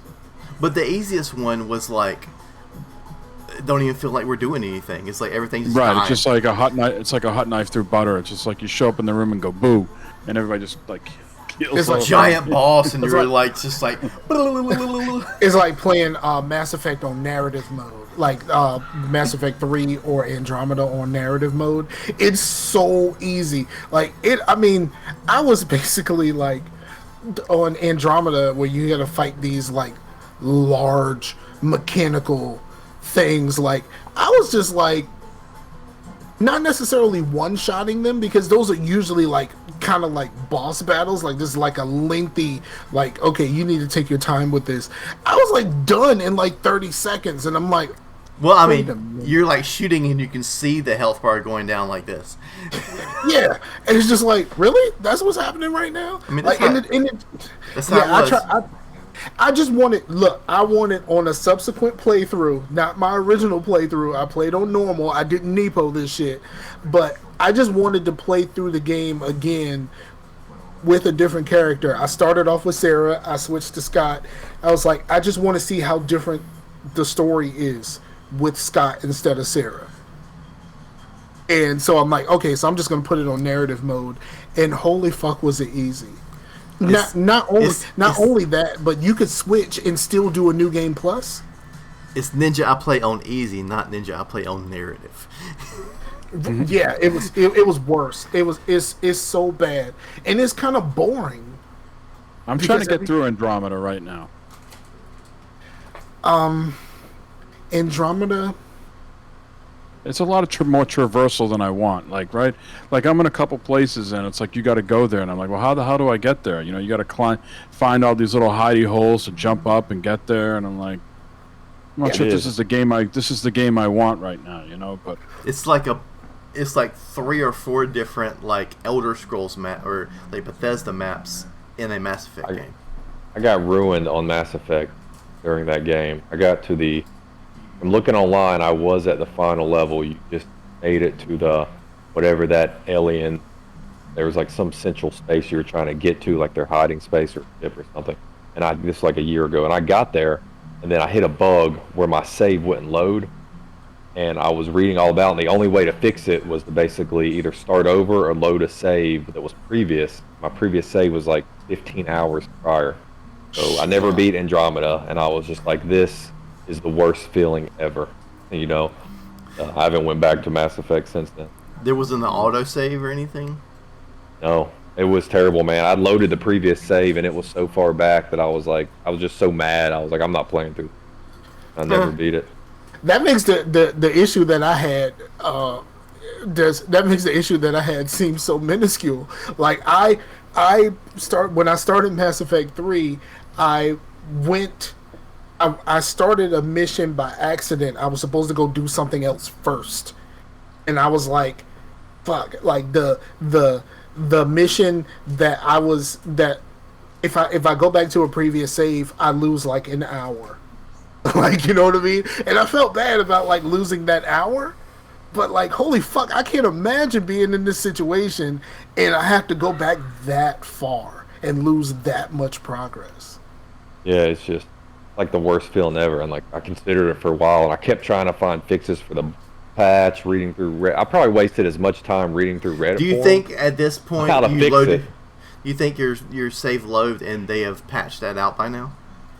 Maybe. That's a good point. I even uninstalled it. I could it's been like 6 months. Maybe if I reinstalled the game, my load would, because I think all the loads are like on the cloud through your Xbox account, so I might be able to try to boot it up again. Yeah, I like the Andromeda, but I know the story has many flaws. Many flaws. And like the characters don't pop the way that the previous characters did. And like, I still like PB. I just, I like PB, but like, she's just like, okay, let's make her sorry, but let's make her fucking weird. Let's do that. I'm just like, okay.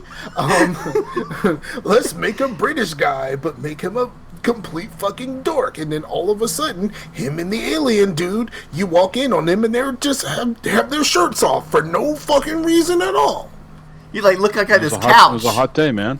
Wanna sit with me on my couch? Yeah, this guy could bring anything that he wanted within that fit a certain amount of space, and this motherfucker brought a couch. He brought a whole fucking couch to Andromeda. Why did you need a fucking couch, dude? Like, He came to chill. There's so many like, and then there's so many like rumored links to the original series that I like. If they would have actually made those connections, that would have made everything feel a little bit better. Like, you know, like Vetra and her sister are actually Saren's kids. You know, and like Cora is the Elusive Man's daughter. Like, you know what I mean? Like those things, but they never quite put those things together. If they would have actually done it and like could have pulled that off, like it would have made well, some of it would have made sense, especially Cora. Would have made sense. It would have made her character make sense, and then it would have got me a little bit more into what was happening there. Possibly the biggest problem that I had with Andromeda is the difference in tone. It's a lot more jokey, and I guess I understand because, you know, you go through 3 games with Shepard, and Shepard is a military man, and then you go to this person, and this person is a scientist. Like, they don't speak in the same way, they don't act the same way, like that type of thing. But like losing the militariness of it, but then putting that person in combat all the time, those two things just didn't jive the way that I thought it should have. Yeah. Well, I'll finish it eventually. I got I don't know, 20 hours in or something like that. I'm pretty far in, but then I abandoned it. Something else came out. I don't know if Cyberpunk came out. Something came out that distracted me from it when I first started playing Andromeda. That's been How happening. did y'all feel about the car in that game? I know people were hit or miss on the amount of time you had to spend in that vehicle. I liked it. I enjoyed the vehicle. I thought it was kind of a fresh change. How did y'all feel about it? Like The vehicle and what? Andromeda? Yeah, as long as it wasn't the Mako, we cool. I mean, if it would have been a Hammerhead, I could have lived with it. I could have lived with it if it was a Hammerhead, but like, it worked fine for me. It did everything it needed to do once I figured out how to properly use it. It just, you know, it's just the whole thing about it not being not having like guns and shit. Like Yeah, you know not what being I mean? weaponized. Yeah, weaponized. That's the word. That's what didn't make sense for like the setting of the game and like the missions you're on. Like, why does your car not have weapons of like any sort? It just never. It was mind blowing. You go back to the thing that I just said. Like They're these scientists. are scientists. Yeah. These are scientists, and like the scientists, like they wouldn't think to put guns on their car. They're like, we don't need guns. That's what the military guys It are here for." mines.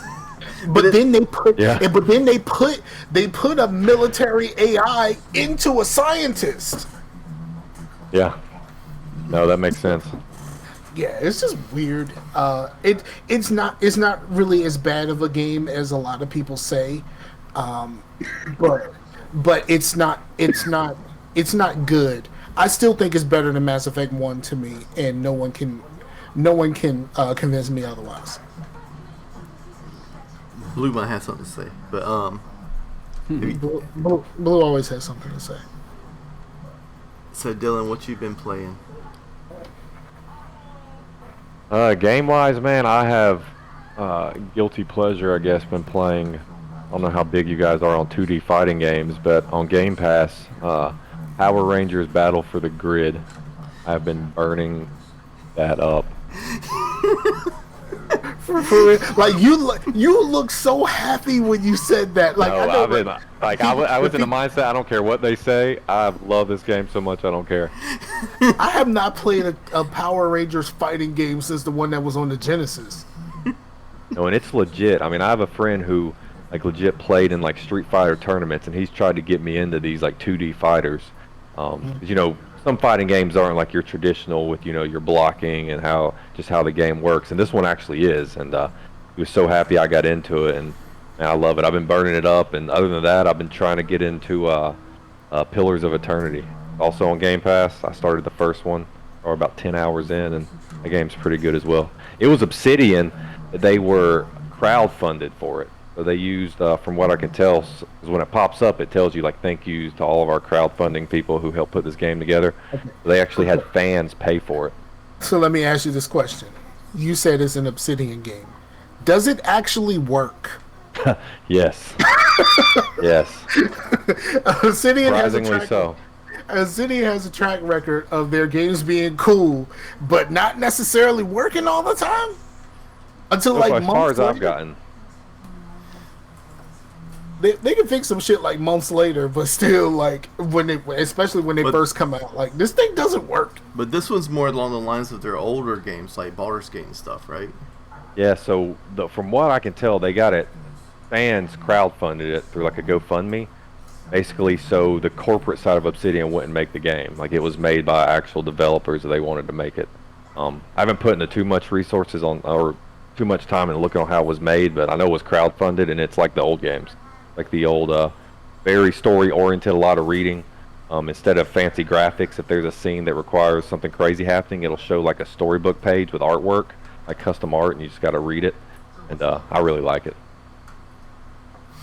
Word. Nice. I never actually knew what kind of game it was. So it's very similar to Dragon Age Origins. Before EA ruined Dragon Age, I don't know if any of you played Origins, which was a I tried. wonderful game. I tried. And it doesn't sound too positive.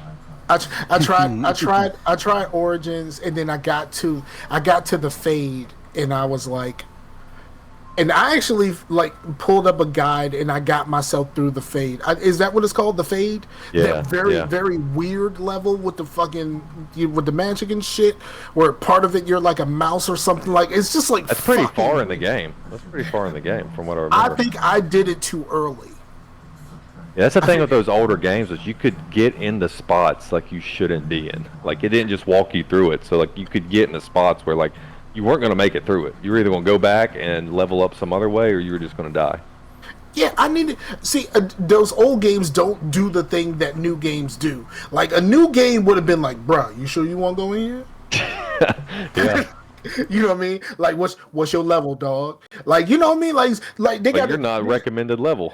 Yeah, like they don't like it's like the Bloods or the Crips outside. Somebody need to G check you. Like, do you really want to go in here, dog? Like, you know what I mean? Like, so yeah, I did the fade too early, and that just completely messed me up on the game. I just was like, I can't do this. So I tried Inquisition. I went from Origins It's a to big Inquisition. change. And I play Inquisition, and this happened to me with several games. But I played Inquisition, and I played it strong for one sitting. Like I put a couple of hours in. I was like, cool, I'm gonna play this game. And then like I forgot about it for like a week. Went back to try to play it. I had no idea what I was doing. You had a love-hate relationship with that game, didn't you, Dylan? Yeah, Inquisition. I did. I finally beat it, and I beat all the expansions. But like, I would play it for like a month hard, and then I would just quit for like 3 months, go to playing something else, and I would come back and play like a month hard. Like it took me probably a year and a half to beat it, and like 100. I think I have 100 hours in it, and I finally beat it. But that was the weirdest series. Origins was like old school type of RPG. Then Dragon Age 2. I don't know if any of y'all played that. Was like an action game. Like you could hardly even put that in like the same category.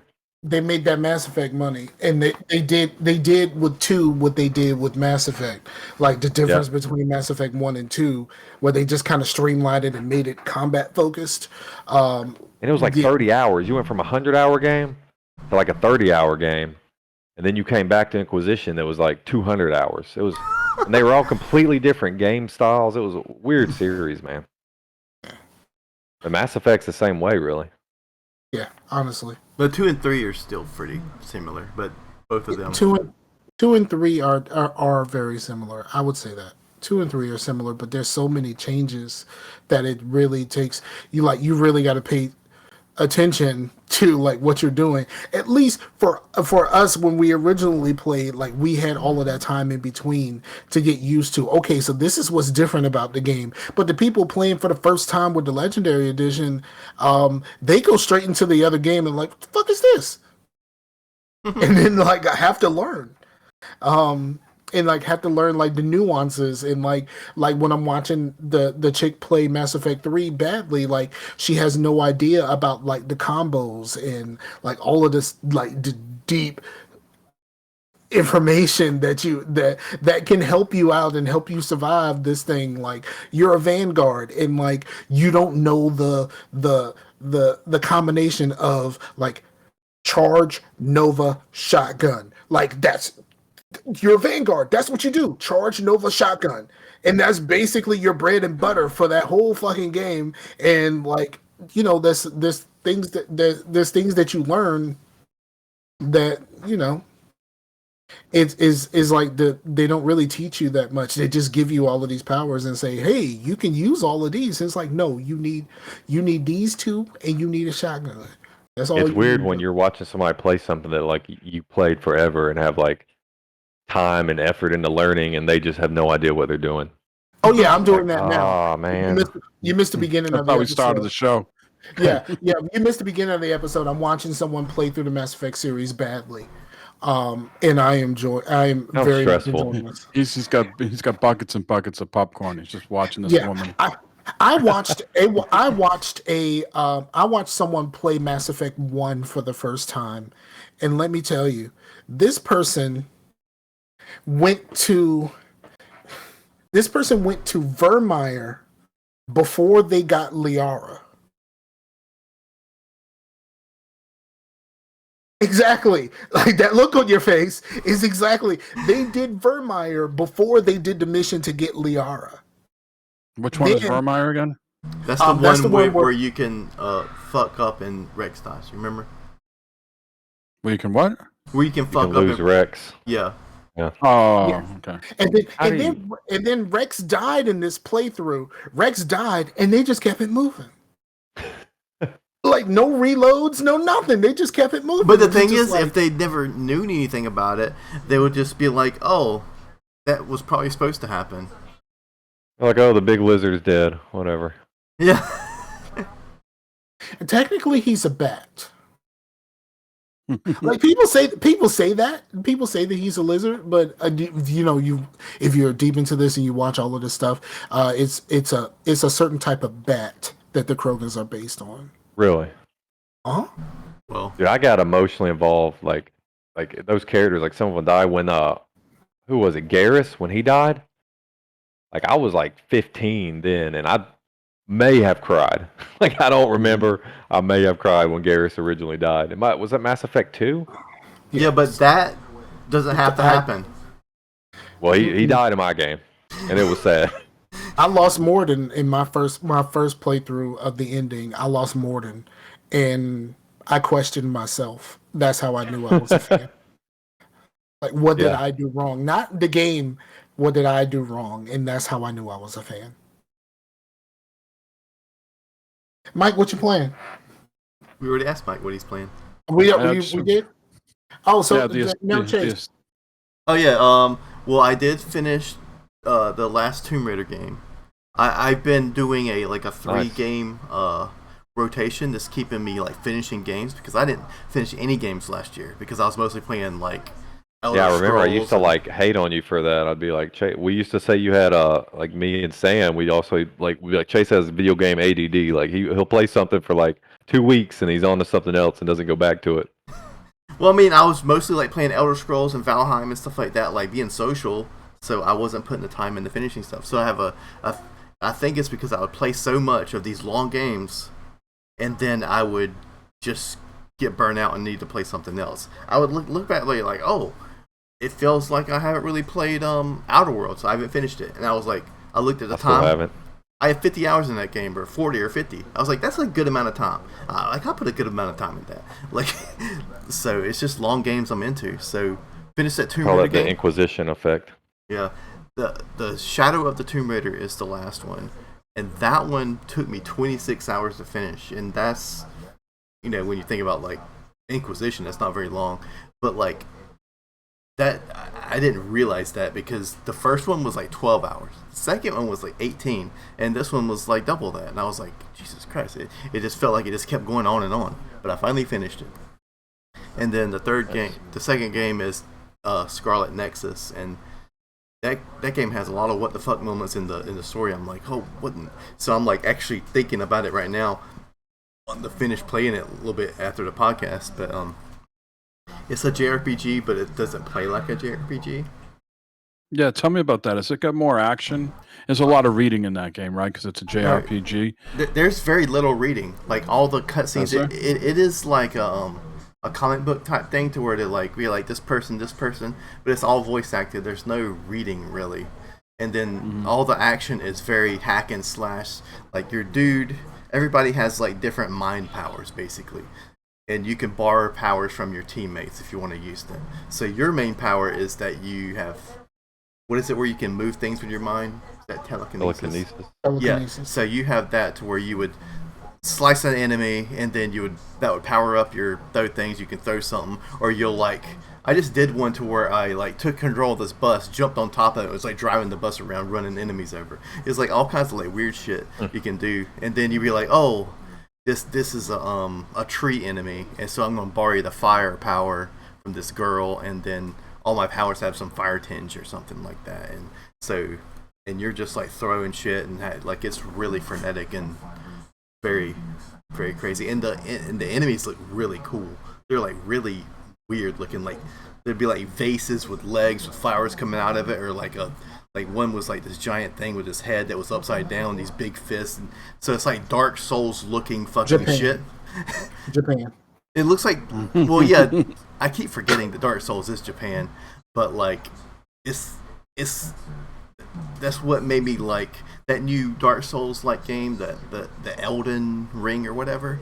I was like, man, that looks so fucking cool. But I know I'm never gonna fucking play that shit. Is that out? Well, you can play it, you just won't be able to beat it. What? All three of you guys were talking. I didn't hear. Yeah, we all talked at the same time. I stopped. So who's gonna go? I said you'll be able to play it, you just won't be able to beat it. I probably wouldn't get past the first enemy. Yeah, like Matt in some universe is still playing the beginning of Bloodborne. and like me at the beginning of Ninja Gaiden, the Xbox One, the first dude with the nunchucks, like it took me so long to actually beat him. Like dude was like one of the hardest bosses I've ever faced, and he's the first one in that game. Like I knew that game wasn't for me when I finally got to the point where I beat the first boss in the game. I know that I went through that fight like 20 times before I got past it. And I'm just kind of like, I don't think this game is for me. Yeah.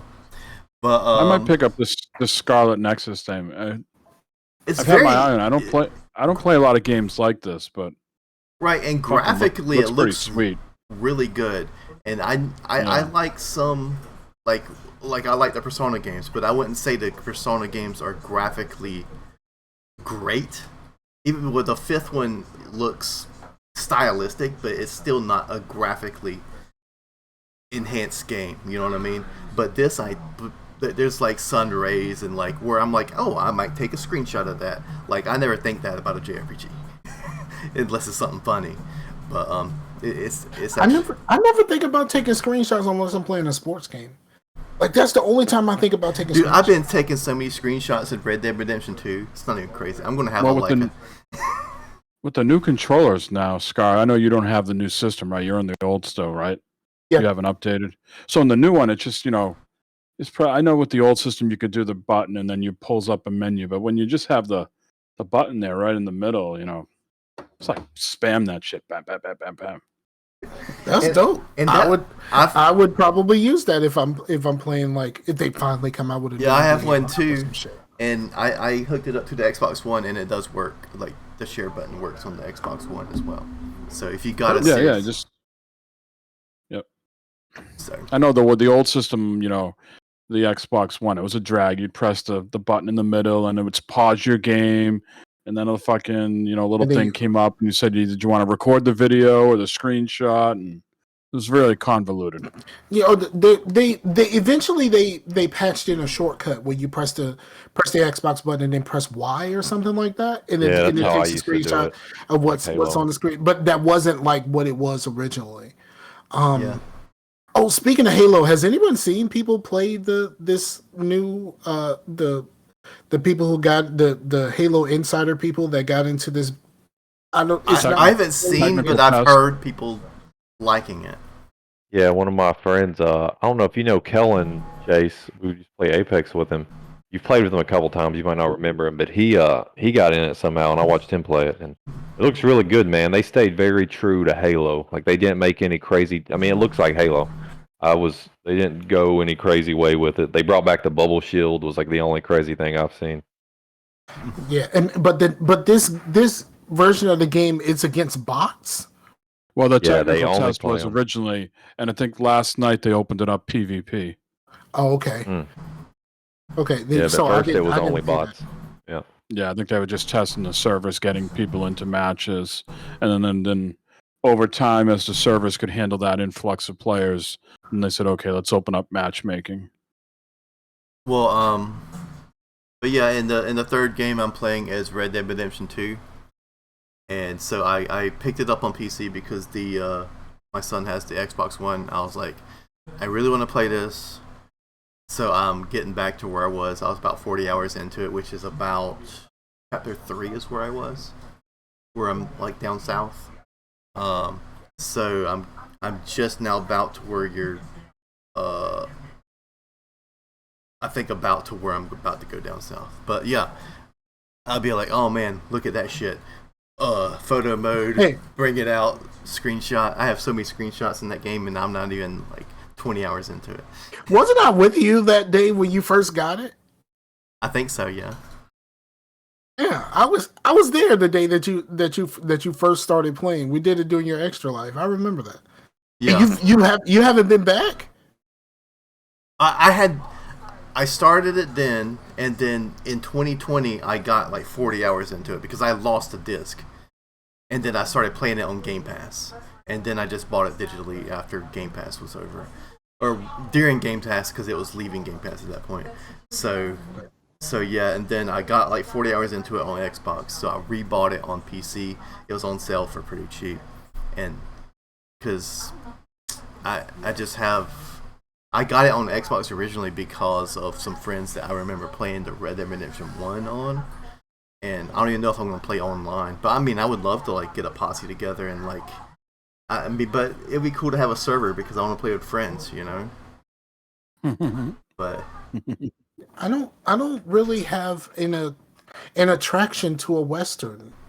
Like that, Westerns. I enjoyed the story of the first game, but like nothing in me made me give a shit about the second game. I think the reason why I played the first game is because of Jaybird. Rest in peace, Jaybird. But Jaybird pushed the issue so bad. Like you have to play this, you have to play this, you have to play this. And then I played it and was like, oh, this is actually pretty decent. It's Grand Theft Horse. yeah, I really like the second one. I almost think I'll like the character in the second one more than John Marston at this point. I just really like that character, and but I don't like watching a lot of westerns or anything like that. I mean, my dad does, but that's all he watches. So a little bit, I'm like, oh, all of our dads do. Even my dad did. So like, he was about that life. So I mean, it does remind me of Dad a little bit, but I'm like, man, Dad would love this shit if he actually gave a shit about games. But right. But yeah, it's very beautiful, man. Like I've never had a game to where I'm like really spamming freaking screenshots like crazy. Like it's kind of breathtaking how freaking pretty that game is. But yeah, so yeah, does that game have one of those moments like Mexico in the first one? I don't know yet, but maybe it's like, oh well, where you're raw, like near the beginning, you have that moment where you're going from the mountains and it's playing the song and you guys are talking and stuff. I mean, it still has that where you're riding along with someone and you guys are chatting. I mean, all those conversations are always top notch, you know. So, as if they could really hear each other, but being honest, as if they could really hear each other in real life over the sound of their horses making all of that noise. Yeah. I know I need to finish Mass Effect before I move on to something else. And that's kind of the thing that's kind of keeping me from playing stuff like The Ascent and stuff like that. I do have a beta code for, was it Back 4 Blood? Oh, speaking of beta codes, let me, before you get going, I did play a little bit of New World because a friend of me and Dylan gifted me that out of the blue, and we were playing a little bit of it, and it seems all right, you know what I mean? But I think it needs a lot of work, but it seems pretty cool. It's incredibly popular. People are loving it. Yeah, I did. It was Back 4 Blood, so I do have a beta code. I don't know if I'm actually going to use it, but yeah, I do have a beta code for Back 4 Blood. I don't think I can activate it until Thursday or Friday or something like that. I got into that new Ubisoft game, the X Defiant or whatever. Ooh. But I don't think you can play that till August 5th, which is what, 3 days? Thursday or Friday? Yep. Yeah. I'm interested because I'm a Division fan. I've played some of the Ghost Recon Breakpoint.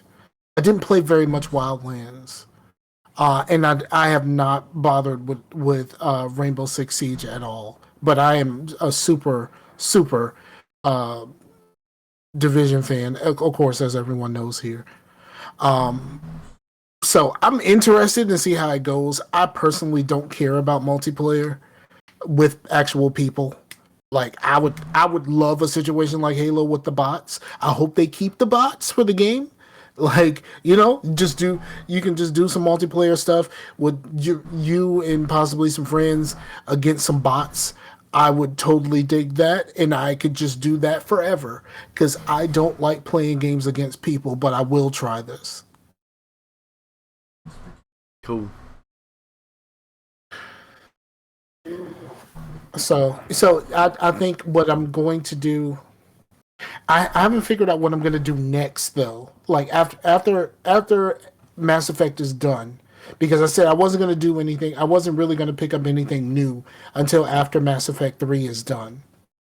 Well, were you But you could do like the back and forth like I do to try to like so you don't, because I was feeling like I was getting a little burned out through 3. I was loving 3, but I was like, I've been playing Mass Effect for 150 hours. I need to play something else so I can finish Mass Effect. I needed to take a break from Mass Effect so I can finish Mass Effect. well, see, my break game is 2 Point Hospital. Like Okay. when I need a break from everything, like I play 2 Point Hospital. I play tycoon games. I don't give a shit, and I love them. But I think I need to pick up something real. You know what I mean? Like, because that's a game. But I want to play some. I want to play some stuff, and I want to try to play some things that are actually current.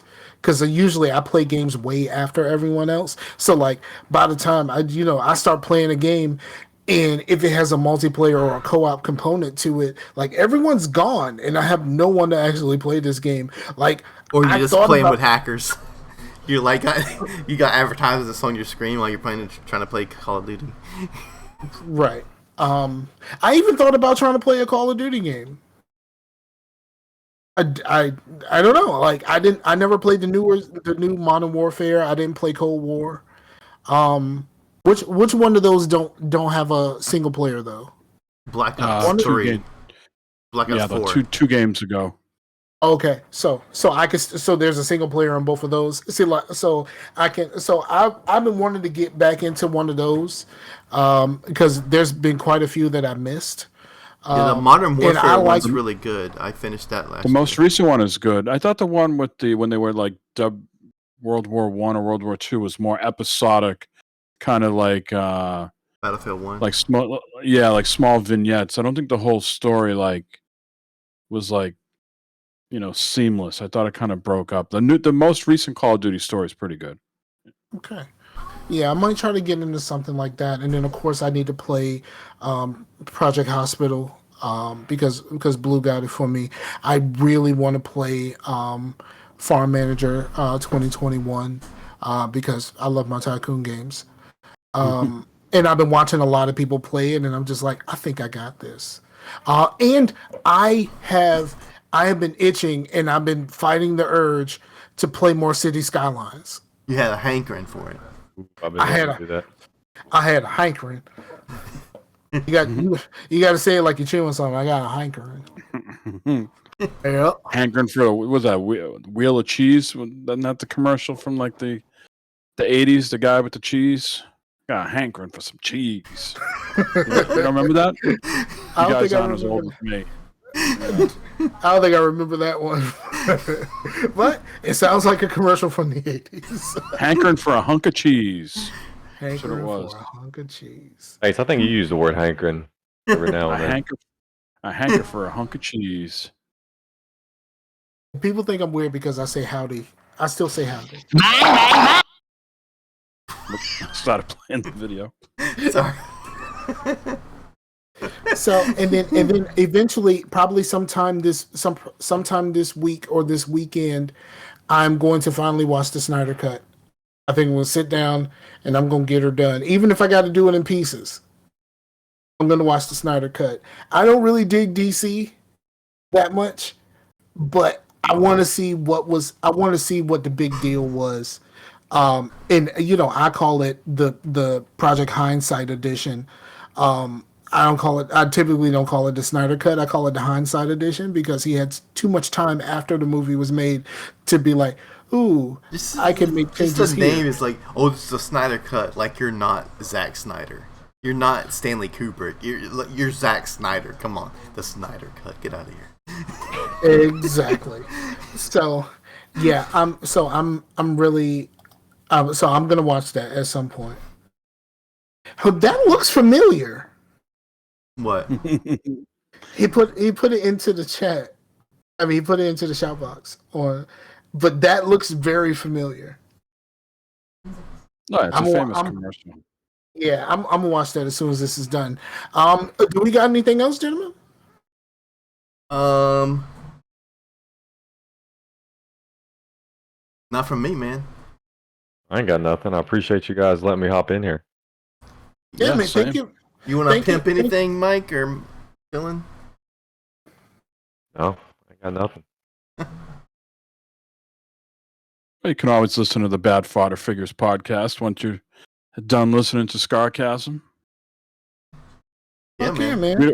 We don't talk about, hard drives full of illicit material or, bestiality or anything like that. We're That was all before Dylan got on. well, maybe Be happy you we missed did. that. I was like, I missed some stuff, guys. Dang. Yeah, you missed some Be happy. stuff. Yeah. Be happy. Out of all the magical wonders that you can find on Reddit, Chase brought a brilliant question about a loaded hard drive with illicit material and what our thoughts would be. I didn't know if like the FBI was fucking listening in on us. Like, we got some sketchy dudes here in chat. We gotta watch them. Yeah. Homeland Securities. You didn't miss anything. Yeah, check out Bad Fodder Figures. Shout out to Matt. Matt's my dog.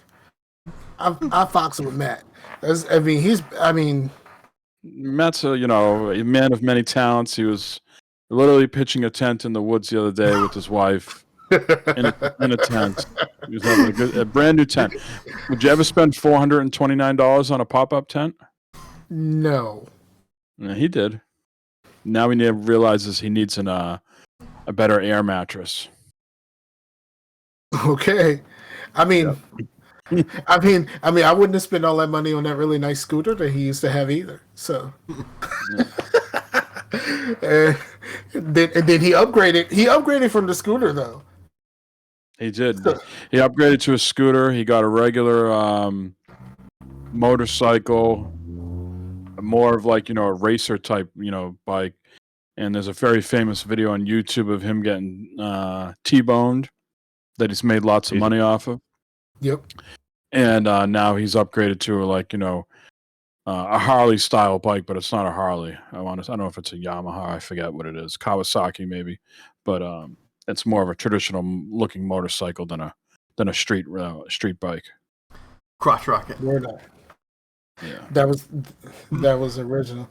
But yeah, man, thank you, gentlemen, for filling in. We had a scheduling conflict, and thank you both for joining us today. It's always super fun for August. People really get to hear a lot of voices other than ours, and then they can branch out and find things like Bad Fodder Figures and everything else. And if you want, you can, give us your information. Somebody want to play some games with you and all that other stuff. So, you can find people to play Dark Alliance with you. And that's not Chase, because playing games with Chase is not fun. It is fun. Playing games with Chase is not fun, because Chase will be like, let's play this game, and then be like, all right, we should play this again, and then it'll be 3 months later, he'd be like, hey, remember we didn't actually finish. We didn't play. Show Scar. Do you know how long it's been since we tried to finish Gears 2, and then we finally finished and started 3. We played 3. We played the beginning of 3, and I have not played Gears 3 in 6 months because of Chase. This is true story. Borderlands, he got me to buy Borderlands way back when. He randomly texted me last, I think, Tuesday, and said, hey man, me and Rick, another friend of ours, we're starting to do Borderlands every Wednesday night. Are you in? And this was on a Monday. I'm like, oh yeah, I never beat Borderlands. I'm down for that. He's like, yeah, we're at about the same spot in the game. I re-download Borderlands. It's been 3 Wednesdays since then. I've never even heard from Chase on a Wednesday. Chase. He's been playing Dungeons D&D with me. Yeah. Been doing something other than playing Borderlands with me. I know that. And then I bought the Division on PlayStation.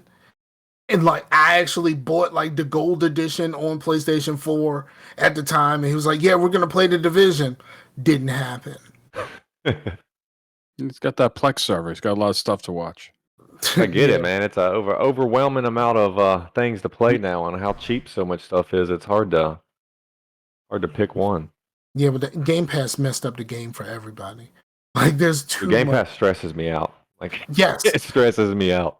Yeah, it's like I got so much I can play, but I don't know what I want to play, so I'm just gonna go back to playing Mass Effect. That's pretty much how it's been for me. I realize I've spent as much time in Game Pass just browsing, trying to decide what to play, probably than playing their Game Pass. Exactly. But again, thank you, gentlemen, for showing up. And we're going to continue. Who's up next for August, Chase? That should be our boy Rojas, and let's see, bring up the pins, and actually it's Wormhole. Wormhole. Okay. So next week is Wormhole, and we're gonna continue with August. Go find bad fodder figures. Do y'all still do the live streams? Yeah, we do them every Sunday night, 9 p.m. Twitch TV. Bad fodder figures. Yep. Okay. Me, Matt, and Eric. So if you remember Matt and Eric from 40 Cast, Glove Box. Yep, I got it. Yep. And I just follow. I'm not on Twitch very much. I wish they had a Twitch app for the TV. Like I got a Roku TV. I wish there was a Twitch app for the Roku TV. I got to turn my console on to go to the Twitch app. Yeah, some I of thought them do. they would Like be.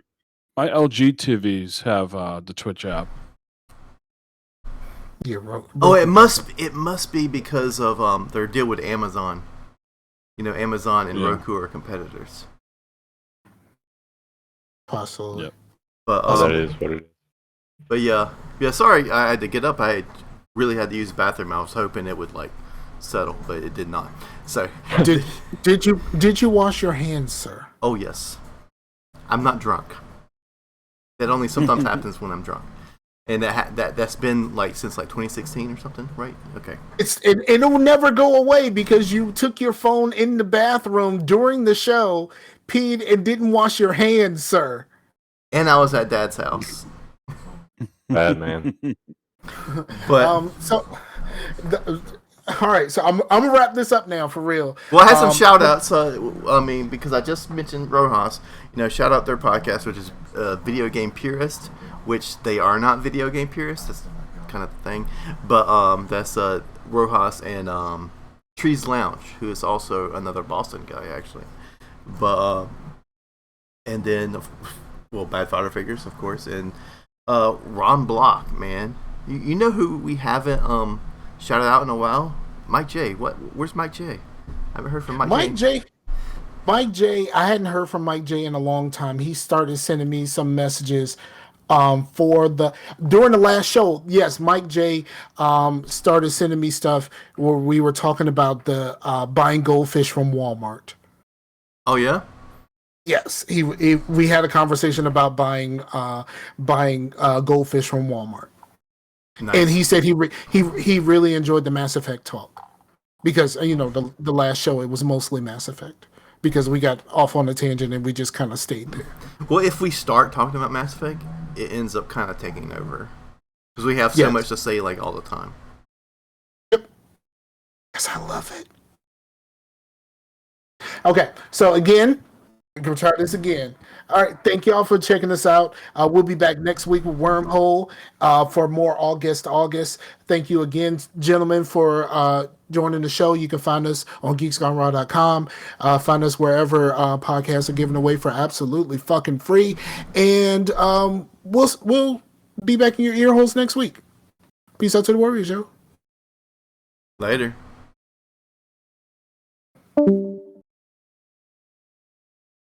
Why did he leave? He didn't know that he didn't have to leave. It's his first podcast, man. This first podcast. I thought we did a show with him before, but it was just audio only. I couldn't see him. But thank you so much, Mike, man. And no problem. And we gotta once August is over, We'll try to find another time to bring you back because I enjoyed this. I enjoyed our time today. Yeah, This was kind of like awesome. the old school days when Gamers Unscripted. Absolutely. We were just talking about that. Me and Chase were just talking about that.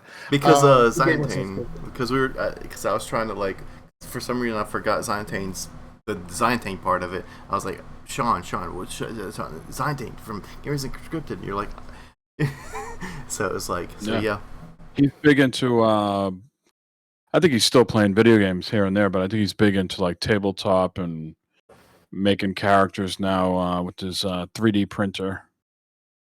Okay. So what's Yeah, up?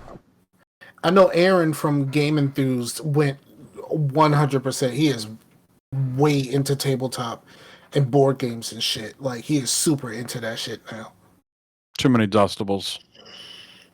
Too many things I got to pick up and pack up at the end. Absolutely. If it's on a video game, I'm cool. Yeah. Occasionally, I pull All right, out the gentlemen. Switch and play Monopoly.